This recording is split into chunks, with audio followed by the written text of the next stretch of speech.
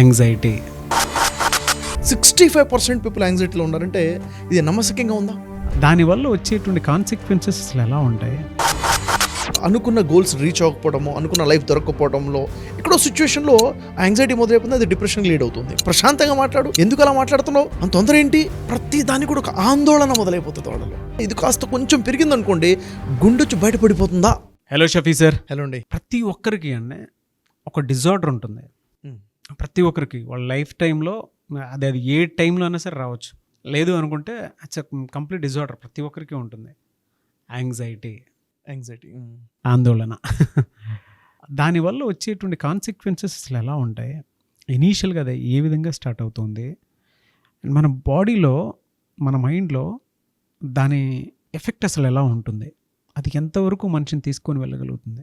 చాలా important point అడిగారు మీరు. నిజంగా చెప్పాలంటే ఇది అంటే ఒక సర్వే ప్రకారంగా మన ఇండియన్ పాపులేషన్లో రూరల్ ఏరియాస్లో చూసుకుంటే 45% పీపుల్ ఒక రకమైన డిప్రెషన్లో ఉన్నారు, యాంగ్జైటీలో ఉన్నారు అన్నది ఒక సర్వే చెప్తుంది. అది అర్బన్ పీపుల్ని చూసుకుంటే, అంటే ఇప్పుడు మెట్రోపాలిటన్ సిటీస్ కానివ్వండి, అర్బన్లో కానివ్వండి, 65% పీపుల్ యాంగ్జైటీలో ఉన్నారంటే ఇది నమ్మశక్యంగా ఉందా? వాస్తవం. అది నిజానికి అంతమంది అంటే ఏదో టైంలో ఏదో సిచ్యువేషన్లో అనుకున్నది అనుకోకుండా జరగడము, వాళ్ళ అనుకున్న గోల్స్ రీచ్ అవ్వకపోవడము, అనుకున్న లైఫ్ దొరకకపోవడంలో ఎక్కడో సిచ్యువేషన్లో యాంగ్జైటీ మొదలైపోతుంది, అది డిప్రెషన్ లీడ్ అవుతుంది. ఇనిషియల్గా ఎలా ఉంటుందని అడిగారు కదా. అవును. ఒక మాట చెప్తాను, గోటితో పోయేదాన్ని గొడ్డలదాకా తెచ్చుకోవద్దు అంటారు. అవును కదా. ఈ యాంగ్జైటీని ఇనిషియల్ స్టేజ్లో కనుక ఐడెంటిఫై చేస్తే, దానికి ఏం చేయాలో తెలుసుకుంటే అది గొడ్డల దాకా తెచ్చుకోవాల్సిన సిచ్యువేషన్ ఉండదు. డిప్రెషన్లోకి వెళ్ళటము, ఇది ఎంత హార్మ్ఫుల్గా ఉంటుంది, సెల్ఫ్ హార్మ్ చేసుకునే స్థాయికి తీసుకెళ్ళిపోతుంది. అది సెల్ఫ్ హార్మ్ దాకా తీసుకెళ్ళిపోతుంది. అంటే సింపుల్గా పాయింట్స్ చెప్తానండి. అసలు ఒక వ్యక్తి యాంగ్జైటీగా ఉన్నాడు, ఇది ఒక డిజార్డర్. ఆర్డర్ లేనిది డిజార్డర్, అంతే. యాంగ్జైటీలో ఉన్నాడు విషయం తనకు అర్థం కాదు. చాలా సందర్భాల్లో ఇది తెలియకపోవడం వల్ల, బేసిక్ పాయింట్స్ తెలియకపోవడం వల్ల, నాతో పాటు ఉన్న వ్యక్తి, అంటే నా ఇంట్లో ఉన్న వ్యక్తి, తన భార్యనో భర్తనో పిల్లలు యాంగ్జైటీలో ఉన్న విషయం కూడా వాళ్ళు గుర్తించరు. ఎందుకు? ఈ బేసిక్ విషయాలు తెలియకపోవడం వల్ల. ఆ బేసిక్గా ఒక 3 పాయింట్స్ మనం గమనించవచ్చు అండి. ఒకటేంటంటే, వాళ్ళు మాట్లాడేటప్పుడు తొందరగా ఏదో ఆతృతతో మాట్లాడుతూ ఉంటారు. అంటే ఎదుటి వ్యక్తి వినే వ్యక్తి అనిపిస్తుంది, అరే నెమ్మదిగా మాట్లాడరా, ప్రశాంతంగా మాట్లాడు, ఎందుకు అలా మాట్లాడుతున్నావు, అంత తొందర ఏంటి అని ఎదుటి వ్యక్తి అంటూ ఉంటాడు. ఈ వ్యక్తికి అర్థం కాదు, అంత తొందరగా మాట్లాడుతున్నాను ఫీలింగ్ అతనికి అర్థం కాదు. అంటే తనకి తెలియకుండానే తన మాట వరవడి పెరిగిపోయి ఉంటుంది. ఇది ఒక సిమ్టమ్. అంటే యాక్చువల్గా ప్రశాంతంగా మాట్లాడే వ్యక్తే ఈ సిచ్యువేషన్ వచ్చింది, ఏదో సందర్భంలో అట్లా వచ్చి ఉండొచ్చు, కానీ సందర్భం కాదు. ఇది కంటిన్యూ అవుతుందా అనేది పాయింట్. ఇలా కంటిన్యూ అవుతుందంటే దట్ ఈస్ డిజార్డర్ మొదలైంది, యాంగ్జైటీ ఉంది లోపల అనేది ఒక సిమ్టమ్గా తీసుకోవచ్చు. ఇంకోటి ఏంటంటే, భోజనం చేసేటప్పుడు భోజనం వాళ్ళు ఎలా చేస్తారంటే ఆతృతగా తినేస్తుంటారు. నిజంగా వాళ్ళు తింటున్నట్టుగా ఉండదు, లోపలికి నెట్టేస్తున్నట్లుగా అనిపిస్తుంటుంది అనమాట. అంటే ఇప్పుడు వాళ్ళు ఆ సిచ్యువేషన్ వాళ్ళది, భోజనం చేసేటప్పుడు నవలటం ఉండదు, మింగేస్తూ ఉంటారు, ఇంకా నీళ్లు తాగేస్తుంటారు. నీళ్ళు ఎందుకు తాగుతున్నారు? నీళ్ల ద్వారా భోజనాన్ని నెట్టేస్తున్నారు లోపలికి, గొంతులో అడ్డపడేది కదా. నీళ్ళుతో అంటే మైండ్లెస్గా తింటున్నారు అని అర్థం. వాళ్ళు ఏం తింటున్నారో, ఎంత తింటున్నారో, ఏం నీళ్లు తాగుతున్నారో అన్నది గుర్తుండదు. కొన్ని సిచ్యువేషన్ ఎలా ఉంటుందంటే, తిన్న తర్వాత ఏం తిన్నారో అని అడిగితే వాడు ఏం తిన్నాడో వాడు గుర్తు లేనట్టు సిచ్యువేషన్లో తినేస్తాడు, మైండ్లెస్గా తింటాడు అనమాట. చాలా సందర్భాల్లో పెరుగన్నం తిన్నావా, ఏమో, ఫలానా కూర వేసుకున్నావా, గుర్తుండదు. అంటే అంత ఆతృతగా తినడం, అది ఏదో యాంగ్జైటీకి, ఏదో సందర్భంలో అర్జెన్సీలో తినటం వేరు. ఇది ఒక అలవాటుగా ఉందా అంటే ఇది ఒక డిజార్డర్, అది ఆర్డర్ కాదు, ఇది ఒక సిమ్టమ్. ఇది తనలో ఉన్న అర్థం కాదు, ఆ వ్యక్తికి అర్థం కాదు, ఎవరో చెప్పాలి ఏంట్రా ఇలా తింటున్నావు అంటే అప్పుడు తనని సెల్ఫ్ అబ్జర్వ్ చేసుకుంటే కానీ అర్థం కాని విషయం ఇది. నిజంగా ఇది యాంగ్జైటీకి ఫస్ట్ స్టేజ్ అని తెలిసే ఎవరికన్నా, మనకు తెలియదు, కామన్ అనుకుంటాం ఇది. తర్వాత 3వ పాయింట్ ఏంటంటే నిద్రకు సంబంధించి. కామన్గా చూడండి 7 hours 8 hours అనేది మంచి స్లీప్, అది కామన్గా వస్తుంది.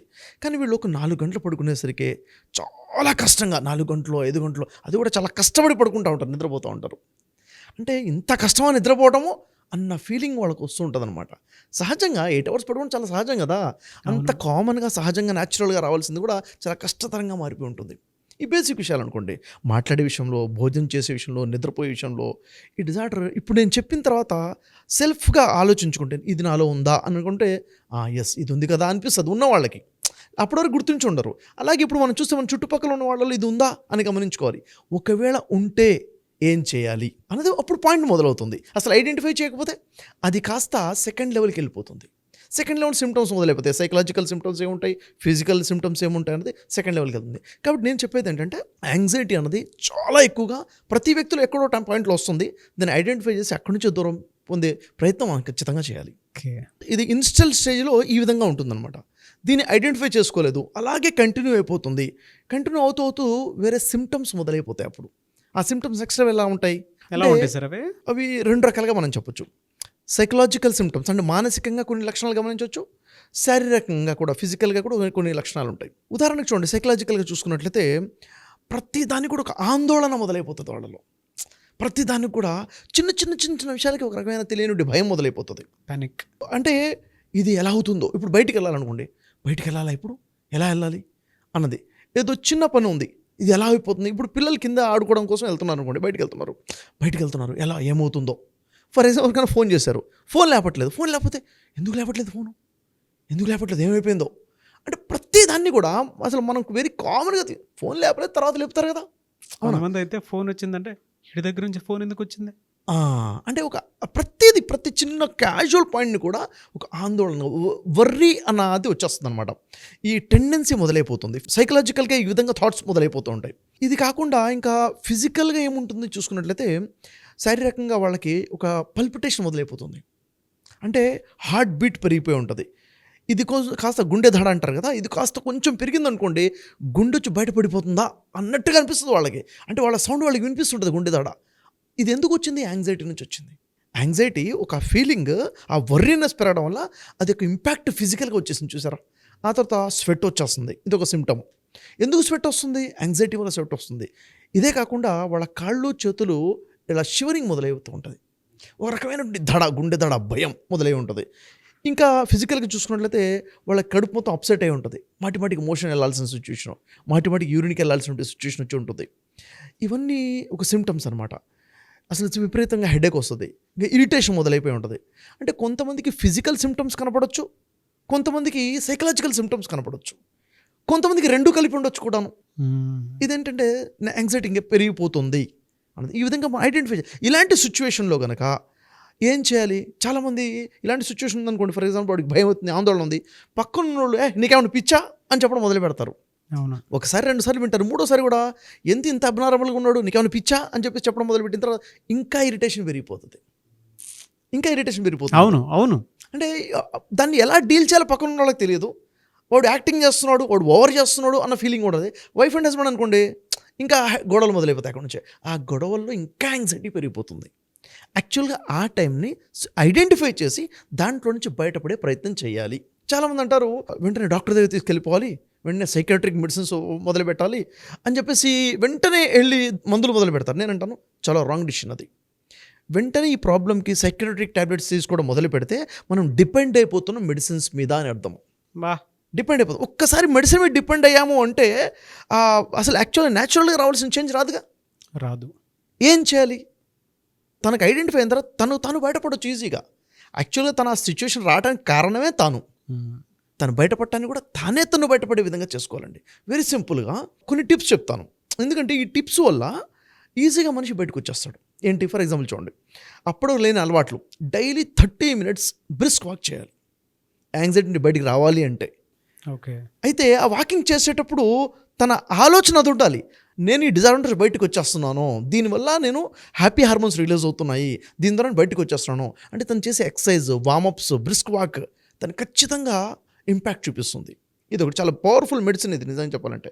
ఇంకోటి ఓపెన్ ఎయిర్లో ఉండే ప్రయత్నం చేయాలి. ఓపెన్ గార్డెన్ కానివ్వండి, ఓపెన్ ఎయిర్లోకి వచ్చేయాలి మార్నింగ్ అవర్స్, ఈవినింగ్ అవర్స్. ఇంకా చెప్పాలంటే హ్యాపీ మూమెంట్లో ఉండే ప్రయత్నం చేయాలి. సాడ్ మూమెంట్స్ ఎక్కడైతే ఉన్నాయో అవాయిడ్ చేసేయాలి. నెగిటివ్ థాట్స్ ఉన్న వాళ్ళని అవాయిడ్ చేసేయాలి. ఎందుకంటే ఈ నెగిటివ్ థాట్స్ యాంగ్జైటీని పెంచుతుంటాయి, పాజిటివ్ థాట్స్ ఏం చేస్తుంటాయి?